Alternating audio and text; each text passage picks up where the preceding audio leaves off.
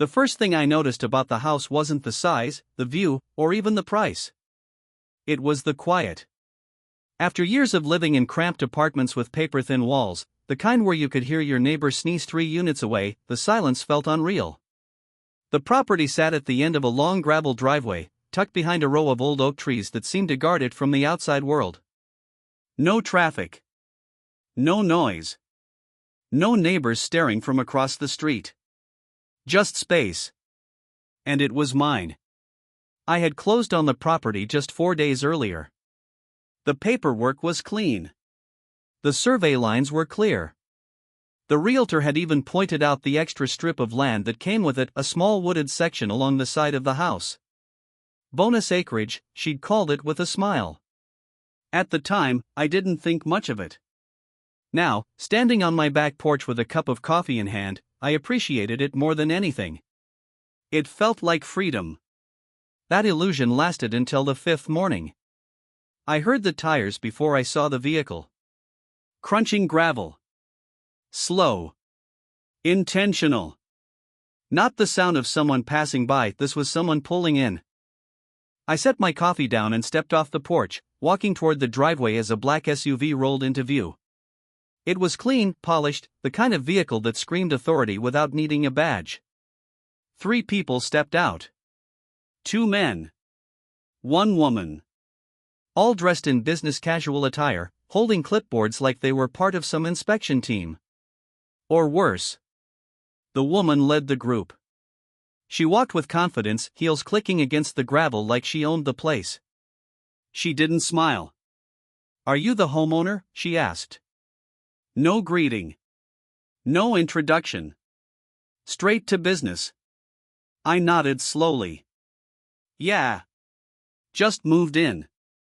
She glanced at one of the men, who flipped through a folder before handing her a document. Then she extended it toward me. You've been formally notified of a violation. I didn't take the paper right away. A violation of what? Unauthorized acquisition of restricted property. I blinked. What? Her expression didn't change. You purchased land that is designated for future development under our association. That's when I laughed. Not because it was funny, but because it didn't make sense. There's no HOA here, I said. I checked. That was one of the reasons I bought the place. One of the men stepped forward. You're adjacent to a developing community. The land you purchased borders Phase 3 of our planned expansion. I finally took the paper. At the top, in bold letters. Notice of non-compliance. Below that, a number that made my stomach drop. $50,000 fine. I looked up slowly. You've got to be kidding. The woman crossed her arms. That parcel was intended for acquisition by our association. Your purchase interferes with our development timeline. I stared at her. You mean? I bought land that was for sale, legally, and now you're fining me because you wanted it? It's not that simple. It sounds exactly that simple. The second man chimed in, voice colder. You should have conducted proper due diligence. That flipped a switch. I did, I snapped. Title search. Survey. Legal review. Everything cleared. There's no claim on that land. The woman took a step closer. Our association has long-standing plans for that area. Your purchase complicates those plans. I let out a breath, trying to process the insanity of the situation. So your solution is, what? Fine me 50 grand? Or, she said calmly, you can transfer the disputed portion of land to us. There it was. The real reason.